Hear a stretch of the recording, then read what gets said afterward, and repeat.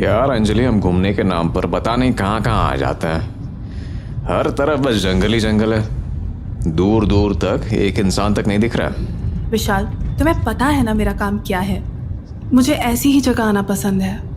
यहाँ के बारे में बहुत कुछ सुना है मैंने, अजीब अजीब सी चीजें। मुझे बस वही पता करना है कि यहाँ आखिर होता क्या है। अरे उन्हीं चीजों से तो डर लगता है मुझे। पता नहीं क्यों ही चलाता हूँ तुम्हारे साथ। अरे अब गाड़ी क्यों रोक दी? अभी तो डर लग रहा था तुम्हें। अरे वो उधर देखो ना, वो आदमी पेड़ क्यों काट रहा है? अरे तो तुम्हें क्या मतलब है उससे? काटने दो। अरे रुको यार तुम। भैया भैया, ये कामिनी कॉटेज कहाँ पड़ेगा? वो सड़क के उस तरफ घर देख रहे हैं? हाँ वही कामिनी कॉटेज है। अब घूम के आगे जाइए, आगे गेट है, वहीं से अंदर घुस जाइए। अच्छा ठीक है भैया। तो उस आदमी के कहने पर विशाल ने गाड़ी आगे बढ़ा ली, पर अभी वो कुछ ही दूर आगे पहुंचा होगा कि उसने गाड़ी रोक दी। हाँ? अब क्या हुआ? ये देखो ना, यहाँ भी ये पेड़ कटा हुआ है, और वो भी बस नीचे का हिस्सा। ये सब क्या हो रहा है यार? विशाल, तुम समझ नहीं रहे हो। ये जगह कोई मामूली जगह नहीं है। अरे अगर ऐसा ही है तो फिर तुमने ग्लव्स क्यों पहन लिए? यूज योर हैंड्स ना। वैसे भी इन सभी कामों में तुम्हारे हाथ ही तो काम आते हैं। हाँ, पर तुम्हें पता है ना, मैं किसी भी चीज को डायरेक्टली छूती हूँ तो क्या होता है। हाँ पता है, इसलिए तो कह रहा हूँ कि ग्लव्स पहनने की क्या जरूरत है। जिस काम के लिए आई हो वो कर लो ना। नहीं, अभी नहीं। ये जगह बहुत अनजान है, और ना जाने यहाँ की हर एक चीज में कितनी कहानियां छिपी होंगी। मैं एक साथ खुद को ओवरलोड नहीं करना चाहती। जानते हो ना, इन सब चीजों को छूने से मेरे दिमाग पर भी असर पड़ता है। इसलिए अभी तो मैं किसी भी चीज को हाथ नहीं लगाने वाली हूँ। फाइन, तुम और तुम्हारे ये अजीब से काम। आम लोग घूमने निकलते हैं तो अपने साथ खाने पीने का सामान लेकर निकलते हैं। अगर हमारी डिग्गी किसी ने देख ली ना तो पता नहीं क्या ही होगा। अभी विशाल और अंजलि ने कॉटेज के पास गाड़ी पार्क ही की थी कि उनके सामने एक बूढ़ी सी औरत आई। आओ सा आओ, मारे को थारा ही इंतजार था। आप ही कामिनी जी है? अरे जब कॉटेज रो नाम ही कामणी है तो मारा ही नाम होगा ना। जी। आने में तकलीफ तो ना हुई? जी नहीं। चलो थारा कमरा दिखा दूं। जी जी। जे बाया वाला दरवाजा है ना, यही थारा कमरा से। बाथरूम अंदर ही से, तो बाहर जाने की जरूरत ही कोनी। और वो वाला दरवाजा? वो किचन है सा, किचन। थारा खाना वहीं बनेगा। बाकी सारा जरूरत का सामान पहले ही अंदर पहुंचा दिया है, पर फिर भी जरूरत पड़े तो आवाज लगा देना मन्ने। मैं यहीं आस पड़ोस में रहूं, दूर कोनी। तो उसके बाद विशाल और अंजलि कॉटेज में चले आए, और धीरे धीरे रात भी होने लगी। अभी अंजलि ने अपना नाइट गाउन पहना ही था कि उसके मन में एक ख्याल सा आया। उसने पहली बार अपने दस्ताने उतारे और अपने हाथों से बिस्तर को छू दिया।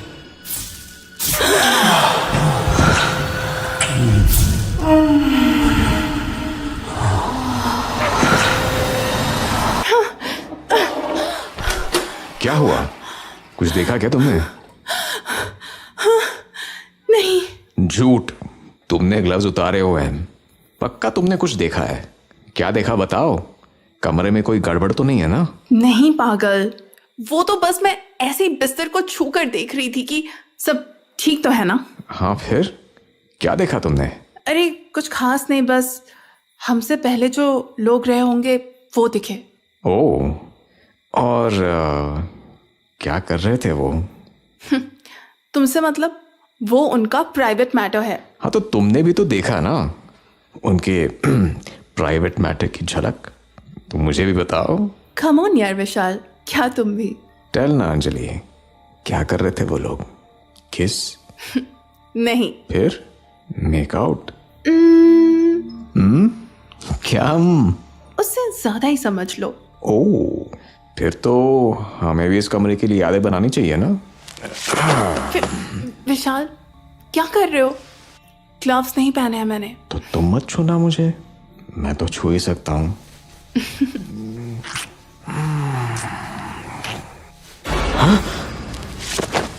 विशाल, क्या हुआ? अरे वो खिड़की से वो केयरटेकर हमें देख रही थी। What? पर खिड़की पर तो कोई नहीं है। अरे मैंने देखा उसे अभी, शी वाज देयर। अरे पर अचानक कहाँ चली गई वो? और कौन है? मैं हूँ सा, कामणी। यहीं आ रही थी क्या ये? चलो देखते हैं। जी माफी चाहूंगी सा, ओ मैं थमणे एक जरूरी बात बताना भूल गई थी। क्या? रात होने चली है सा, बेहतर होगा कि अपने कमरे की खिड़की लगा लो। जी? अरे ना ना, मारा मतलब उन बातों से ना है।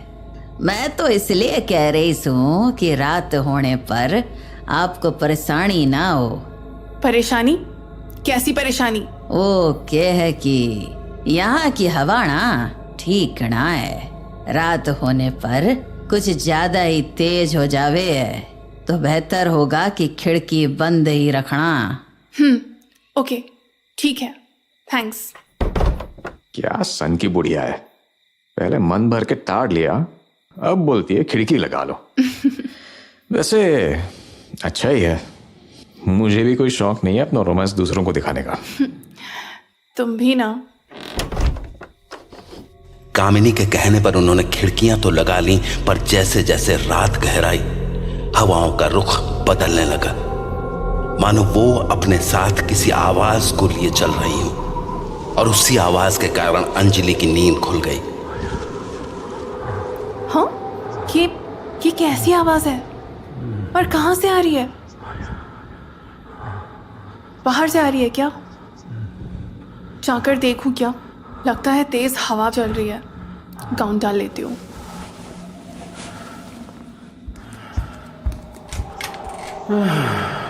ओह गॉड, ये तो बहुत जोर से आवाज आ रही है। आई रियली होप जो मुझे लग रहा है वो ना हो, पर कैसे होगा? यहाँ आसपास तो कामिनी आंटी के अलावा कोई रहता भी नहीं है। थोड़ा और आगे जाके देखती हूँ। हाँ, दरवाजे के पास तो बहुत आवाज आ रही थी, इधर तो कम आ रही है। मतलब जो है उधर ही है, जाके देखती हूँ। आवाज उधर ही कहीं से आ रही है।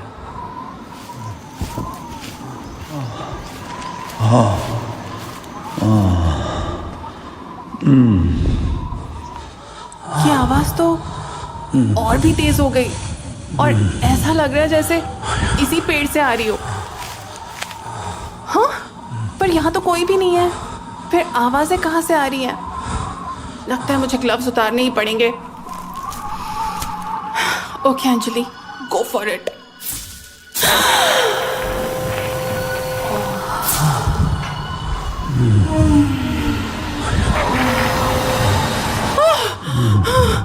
What the hell? ये क्या था? अजीब है। वो तो वही पेड़ है ना जिसे वो आदमी सुबह काट रहा था। वहां लालटेन क्यों जल रही है? कोई है क्या वहां? जाके देखती हूँ।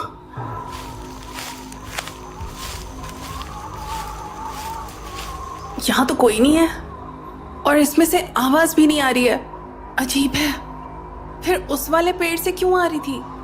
छू के देखूं क्या? क्या पता कुछ और पता चले। हाँ, I really don't like doing this.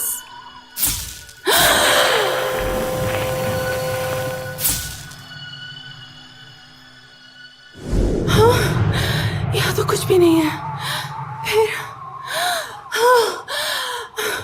आखिर चल क्या रहा है यहाँ? और वो लड़की कौन थी? जहां अंजलि को उन हवाओं का राज समझ नहीं आ रहा था, वहीं कॉटेज में तेज हवाओं के कारण विशाल की नींद भी टूट गई थी।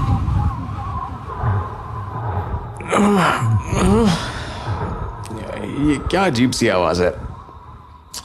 और अंजलि, अंजलि, अंजलि वॉशरूम में तो नहीं है, बाहर है क्या?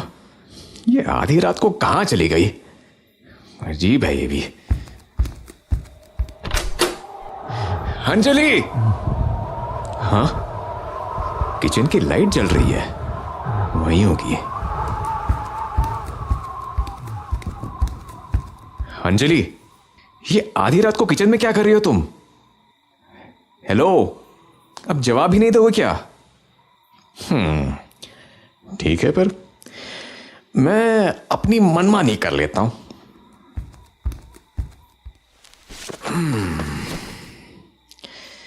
सोच लो अंजलि, अगर अब भी कुछ नहीं बोली तो मैं तुम्हारे कहने पर भी नहीं रुकूंगा। ठीक है फिर, अब जैसी तुम्हारी मर्जी।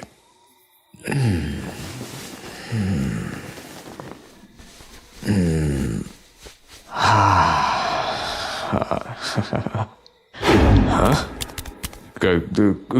कौन हो तुम? हाँ?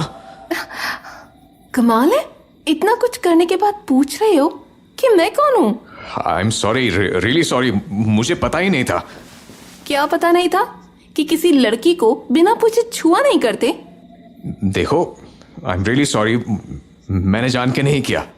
कपड़े तक उतार दिए और कहते हो जान के नहीं किया? अरे वो तो इसलिए क्योंकि मुझे लगा कि... क्या लगा? कि मैं तुम्हारी बीवी हूँ? हाँ? तुम्हें कैसे पता? अब ऐसी बेशर्मी तो मर्द अपनी बीवी के साथ ही करता है ना? हाँ, पर तुम्हारे जैसों का क्या पता। देखो, मैंने कहा ना, आई एम सॉरी, प्लीज बात को बढ़ाओ मत। मेरा ऐसा वैसा कोई इंटेंशन नहीं था। वो तो तुम्हारा गाउन मेरी वाइफ के जैसा था और पीछे से तुम वैसे ही लग रही थी, बस इसलिए। कमाल है, मैंने तो सुना था शादी के बाद लोग एक दूसरे की खुशबू से उनको पहचान जाते हैं, और तुम कमर छूकर भी धोखा खा गए। देखो, पर कोई बात नहीं, गलती इंसान से ही तो होती है। खूबसूरती देखकर आदमी धोखा खा ही जाता है। क्या हुआ?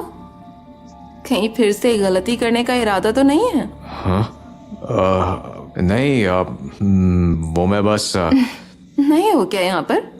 हाँ, आज ही आए हैं। तुम यहीं रहती हो? क्यों? नहीं, तुम ऐसे कपड़ों में घूम रही हो तो मुझे लगा। क्यों? क्या खराबी है इन कपड़ों में? नहीं नहीं, कोई खराबी नहीं है। अच्छे हैं कपड़े तो, काफी अच्छे हैं। हाँ, इतने अच्छे कि तुम्हारा उतारने का मन कर गया। अरे यार, मैंने बोला ना। नाम क्या है तुम्हारा? विशाल। हाँ तो विशाल, रात के 3 बजे तुम अपनी बीवी को छोड़कर मेरे पास क्या कर रहे हो? अरे बीवी ही तो गायब है, बस उसे ही ढूंढने निकला था। छोड़ के तो नहीं चली गई तुम्हें? क्या? नहीं, क्यों? अब अगर मेरा पति आधी रात को किसी पराई औरत के साथ होता तो मैं भी उसे छोड़ देती। तुम भी तो इतनी रात को मुझसे बात कर रही हो। तुम्हारे पति का क्या? अब जो है ही नहीं उसकी चिंता कैसी? अच्छा, शादी नहीं हुई तुम्हारी? नहीं, तभी तो आजाद घूम रही हूँ। हाँ, आजादी तो दिख रही है तुम्हारी। अरे पर तुम यहाँ क्या कर रही हो? मैं यहाँ क्या कर रही हूँ? मैं यहाँ रोज आती हूँ, तुम आए हो नहीं। अरे यहाँ पर तो कामिनी आंटी रहती है ना। तुम्हारी कामिनी आंटी यहाँ दिन में रहती हैं, रात में मैं ही देखती हूँ सब। ओह अच्छा अच्छा, और तुम रहती कहाँ पर हो? ओह, मैं रहती कहाँ पर हूँ? आओ चलो दिखाती हूँ तुम्हें कि मैं रहती कहाँ पर हूँ। वैसे भी नींद तो तुम्हें आ नहीं रही है। अरे नींद की बात नहीं है, मैं अपनी बीवी को ढूंढ रहा था। शिट मैन, बातों बातों में इतना टाइम निकल गया। देखो मैं अभी जाता हूँ, बहुत लेट हो रहा है। मैं ना तुमसे कल मिलता हूँ, ठीक है? जैसी तुम्हारी मर्जी। अरे ये बताओ, तुम यहाँ आती कब हो? मुझे पता कैसे चलेगा कि तुम आ गई हो? तुम उसकी चिंता मत करो, जब मैं आऊंगी तो तुम्हें अपने आप पता चल जाएगा। हाँ ठीक है फिर। तुम वहां क्या कर रही हो? हाँ विशाल, तुम वहां क्या कर रहे हो? अंजलि तुम? What do you mean तुम? मेरे अलावा और कौन होगा? और तुम वहां किचन के पास क्या कर रहे हो? अरे मैं तुम्हें ढूंढने निकला था। कहाँ गई थी तुम आधी रात को? मैं कब से ढूंढ रहा था तुम्हें। कहीं नहीं, बस यहीं घूम रही थी। मैं बहुत थक गई हूँ यार, लेट्स स्लीप। हाँ ठीक है।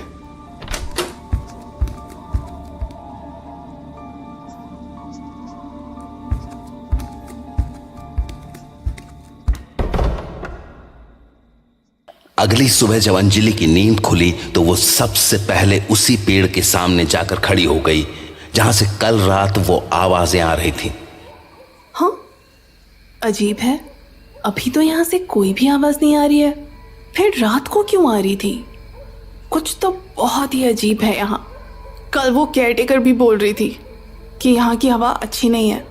कहीं वो इन्हीं आवाज़ों की बात तो नहीं कर रही थी? उसी को पूछती हूँ। पर वो रहती कहाँ है? कॉटेज में तो नहीं दिखी। हाँ ये कैसी आवाज़ है? अंदर जंगल की तरफ से आ रही है शायद, क्या पता केयरटेकर ही हो।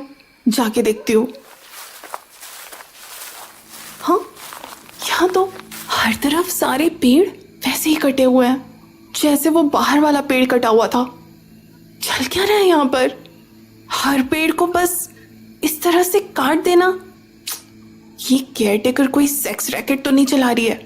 क्योंकि कल तो मुझे कुछ वैसे ही दिखा था। इन पेड़ों को छू के देखती हूँ, तभी इनकी कहानी पता चलेगी।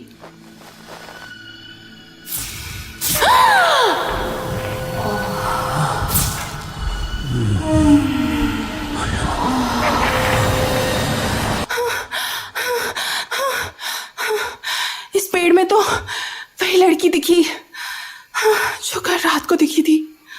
उसकी भी पीठ पर टैटू था और इसके भी। दूसरे पेड़ को छूकर देखती हूँ।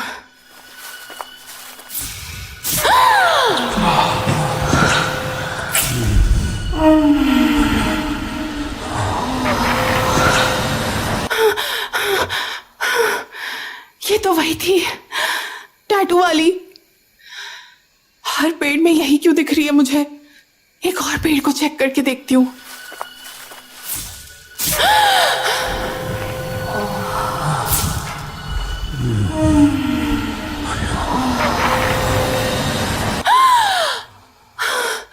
इसमें भी वही थी, पर ये लड़की है कौन? केयरटेकर की रिलेटिव वगैरह है क्या? हाँ अब तो आवाज बहुत पास से आ रही है। लगता है वो केयरटेकर आसपास ही है। जाके उसी से पूछती हूँ। अरे ये तो वही आदमी है जो कल पेड़ काट रहा था। आज ये फिर से दूसरा पेड़ काट रहा है, पर क्यों? एक काम करती हूँ, इसी को पूछ के देखती हूँ। क्या पता इसे बाकी चीजों के बारे में भी कुछ पता हो। भैया भैया, ये आप पेड़ क्यों काट रहे हो? वो भी इस तरह से? पीछे भी आपने कई पेड़ ऐसे ही काटे हुए हैं, क्यों? मैडम जी मैं तो वही करता हूँ जो कामिनी चाची मुझे बोलती हैं। कामिनी चाची? कॉटेज की केयरटेकर? उन्होंने तुमसे बोला पेड़ों को इस तरह से काटने को? हाँ पर क्यों? मैडम मने ज्यादा मालूम ना है। कामिनी चाची मने इस काम के पैसे देती हैं, मैं करते हूँ। हाँ लेकिन उन्होंने कोई वजह तो बताई होगी ना? हाँ कुछ हवा वाली बात थी तो सही। हवा वाली बात? अरे मैडम क्या है न कि यहाँ की हवा थोड़ी अजीब है, कब दिशा बदल ले पता ही नहीं चलता।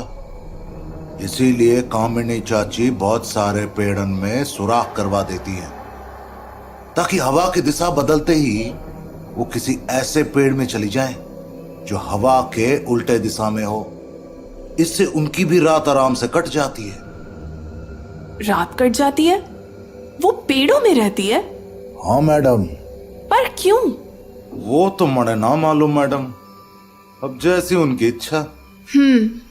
अच्छा ये बताओ कि कामिनी जी की कोई बेटी बेटी है क्या, या कोई रिश्तेदार जो यहाँ रहती हो? ना मैडम, इतने साल हो गए कामिनी चाची के लिए काम करते हुए, उनके रिश्तेदार के बारे में तो मैंने कभी ना सुना।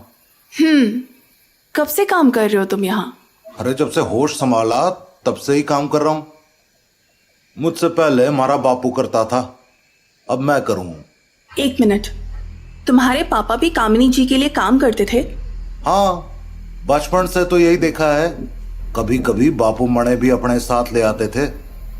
मणे याद है, चाची के वो सफेद बालों को देखकर मुझे डर सा लगने लगा था। हाँ, सफेद बाल? तब तो कामिनी जी जवान होंगी ना, तो सफेद बाल कैसे? अरे ना ना मैडम, चाची तो तब भी ऐसी ही लगती थी। हमारा बापू तो बोलता था उनकी जवानी में भी चाची ऐसी लगती थी, मानो उनकी उम्र ही ठहर गई हो। अच्छा। वैसे अभी कहाँ मिलेंगी कामिनी जी? कॉटेज में तो नहीं दिखी। वो नए वाले पेड़ में होंगी। वही जो तुम कल काट रहे थे? हाँ मैडम, वही। ठीक है।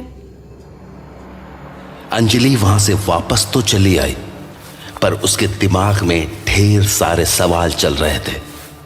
अजीब है, कोई इतने साल तक एक ही जैसा कैसे दिख सकता है? कुछ तो झोल है यहाँ।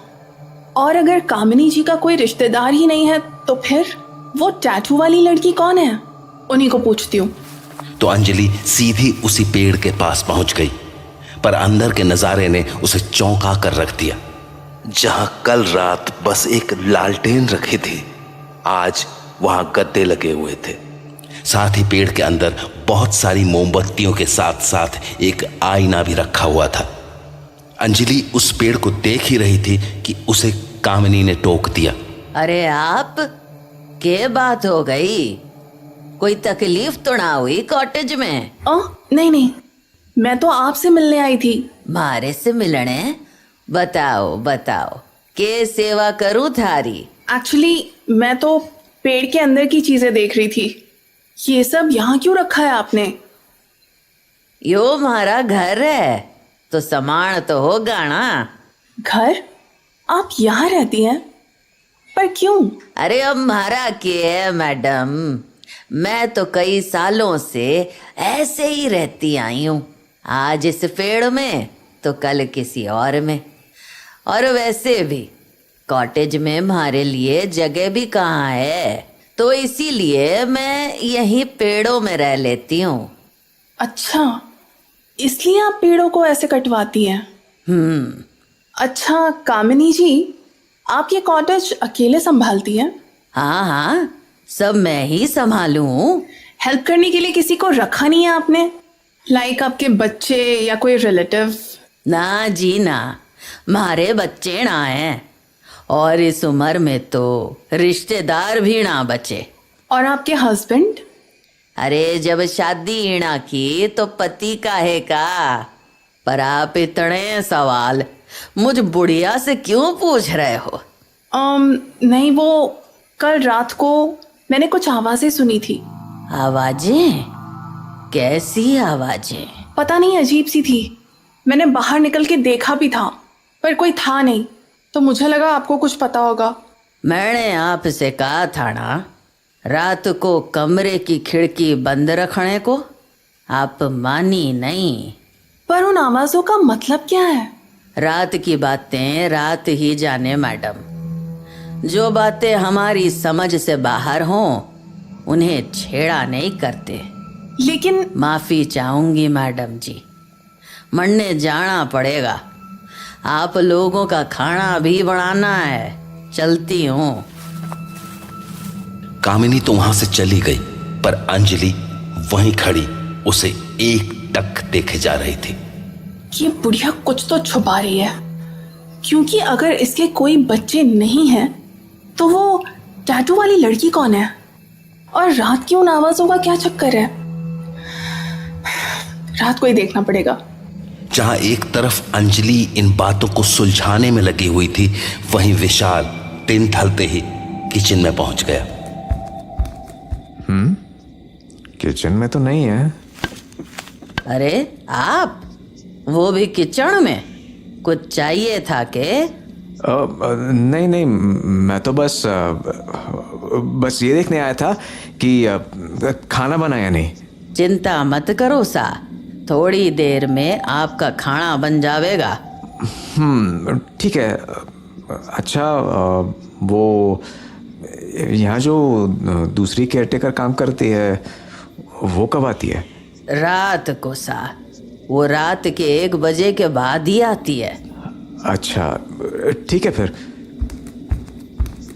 विशाल, हाँ अंजलि, तुम किचन में क्या करते रहते हो? खाने का पूछने आया था। वैसे तुम कहाँ गई थी?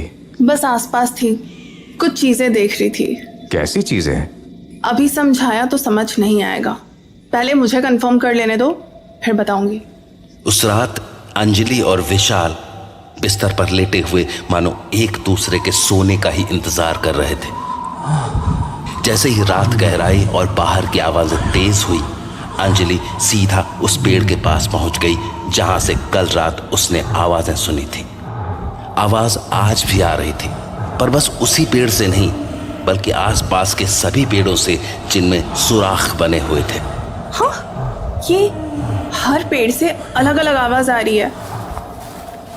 इस पेड़ की आवाज कुछ और है और इस वाले पेड़ की कुछ और।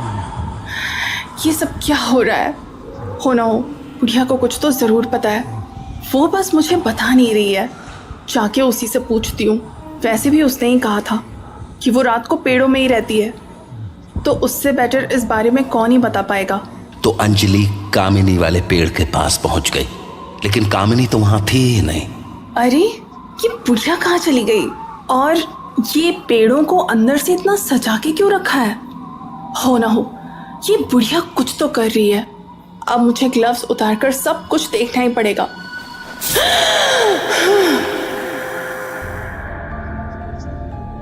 हाथ रखते ही कामिनी को अंदर बूढ़ी कामिनी बैठे हुई दिखी, जो अपनी साड़ी उतार कर नीचे रख रही थी। तो अंजलि को उसकी पीठ पर ठीक वैसा ही जलपरी का टैटू दिखा जैसा उसने उस पेड़ वाली लड़की की पीठ पर देखा था। तभी उस बुढ़िया की पीठ एकदम से बदलने लगी और पलक झपकते ही उसका पूरा शरीर किसी जवान औरत की तरह दिखने लगा। और फिर कामिनी का मुस्कुराता हुआ बूढ़ा चेहरा एक जवान लड़की के चेहरे में बदल गया। सब कुछ देखने के बाद जब अंजलि ने अपना हाथ पेड़ से हटाया तो थकान के मारे वो जमीन पर गिर पड़ी और वहीं बेहोश हो गई। वहीं दूसरी ओर विशाल अपना बिस्तर छोड़ किचन की ओर निकल गया था। ओह, तो आ गई तुम। मैं तो रोज ही आती हूँ। तुम बताओ, आज किचन में क्या करने आए हो? फिर से अपनी बीवी को ढूंढ रहे हो? नहीं, आज तो बस तुमसे ही मिलने आया हूं मैं। कमाल हो तुम भी, शादीशुदा होने के बाद भी रात को एक पराई औरत से मिलने चले आए। तुमने ही तो कहा था तुम रात को आती हो। हाँ, पर मिलने थोड़ी बुलाया था। Fine, leave it, I am sorry. बुरा बात जल्दी मान जाते हो तुम। हाँ, तुमसे ही सीखा है। कल तुम भी तो बुरा मान गई थी। अब बिना पूछे कपड़े उतार दोगे तो बुरा तो मानूंगी ना। अच्छा, और पूछ के उतारा तो? बातें मत बनाओ और ये बताओ कि क्यों आए हो मुझसे मिलने? वेल, कल रात तुम्हारा घर नहीं देख पाया था ना, तो सोचा आज देख लूं। सोचना पड़ेगा। हाँ, क्यों? कल तो तुम मुझे खुद अपने घर ले जा रही थी। हाँ, पर अब सोच रही हूँ तुम्हें घर तक ले जाना ठीक होगा या नहीं। क्यों? अब जो आदमी किचन में ही कपड़े उतारने लगे, वो घर के अंदर क्या क्या करेगा? तो तुम्हें कैसा डर? तुम तो वैसे भी आजाद हो। मैं तो हूँ, पर तुम्हारा क्या? तुम्हारी तो बीवी है ना। मुझे उसकी परवाह होती तो मैं रात को किसी लड़की के घर नहीं जा रहा होता। आदतें अच्छी नहीं है तुम्हारी। कभी कभी शौक पूरा करने के लिए आदतें बुरी करनी पड़ती है। अब बताओ, कहाँ है तुम्हारा घर? आओ मेरे साथ। जहां कामिनी विशाल को अपने घर ले जा रही थी, वहीं दूसरी तरफ अंजलि अभी अभी बस होश में आई थी। मेरा शक सही था। ये सारा खेल इस बुढ़िया का रचाया हुआ है। वो टैटू वाली लड़की कोई और नहीं बल्कि ये बुढ़िया ही है। दिन में केयर टेकर बनी फिरती है और रात को अपना रूप बदलकर लोगों का शिकार करती है। और ये आवाजें नहीं है बल्कि उन लोगों की आखिरी सांसें हैं जिनको इसने अपने जाल में फंसाकर मार डाला। हो ना हो ये कोई यक्षिणी ही है जिसने अपने सभी शिकारों की आखिरी सांसों को इन पेड़ों में कैद करके रखा हुआ है। इसलिए हर पेड़ से अलग अलग आवाजें आती हैं और जब रात की तेज हवाएं उन आवाजों को पूरे जंगल में फैला देती है तो उसे सुनकर वो बुढ़िया जवान हो जाती है। मुझे लगा था कि ये जगह अजीब है, पर मैंने ये कभी नहीं सोचा था कि यहाँ इतना बड़ा गेम चल रहा होगा।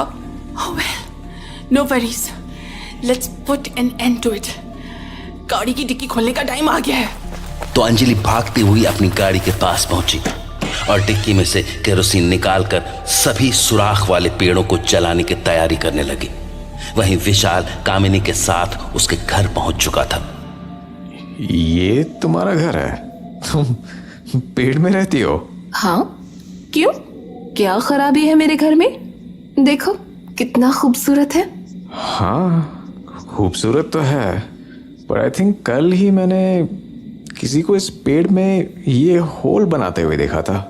हाँ तो मतलब ये तुम्हारा असली घर तो बिल्कुल भी नहीं है, राइट? क्यों नहीं, बिल्कुल है। आज की रात यही मेरा घर है, तभी तो तुम्हें यहाँ लाई हूँ। क्या मतलब? तुम हर रात अपना घर बदलती हो? हाँ। अच्छा, फिर तो सामने वाले मोड़ के पास जो पेड़ है वो भी तुम्हारे घर होगा, क्योंकि उसमें भी ऐसा ही होल था। हाँ, पर वो घर किसी और रात के लिए था, जब मेरे साथ कोई और था। आज तुम हो, तो आज की रात के लिए मेरा घर ये है। अच्छा, तो ये बताओ तुम उन लोगों के साथ क्या करती हो जो तुम्हारे घर तक आते हैं? मैं क्या करूंगी? जो करते हैं वही करते हैं। और तुम उन्हें रोकती नहीं? नहीं, बिल्कुल भी नहीं।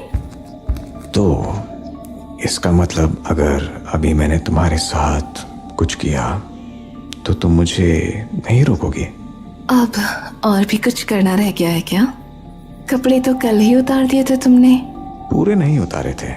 तो पूरे उतारने के लिए वापस किचन में ले जाओगे?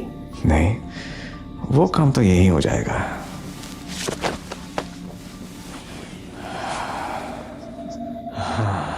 सोच लो, इस गलती के लिए माफी नहीं मांग पाओगे।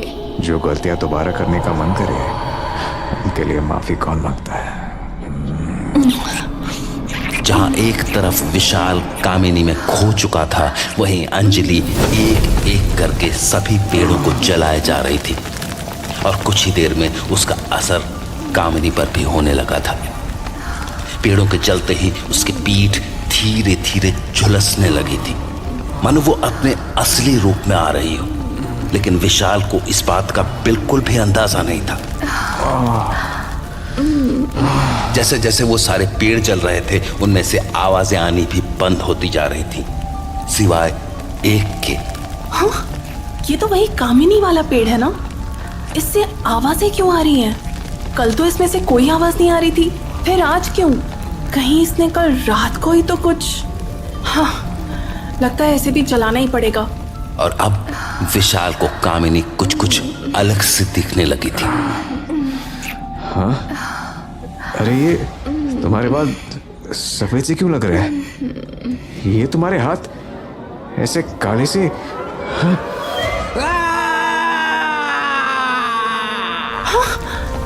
ये तो विशाल की आवाज है। शिट! अंजलि भागती हुई अभी पेड़ के सामने पहुंची ही थी कि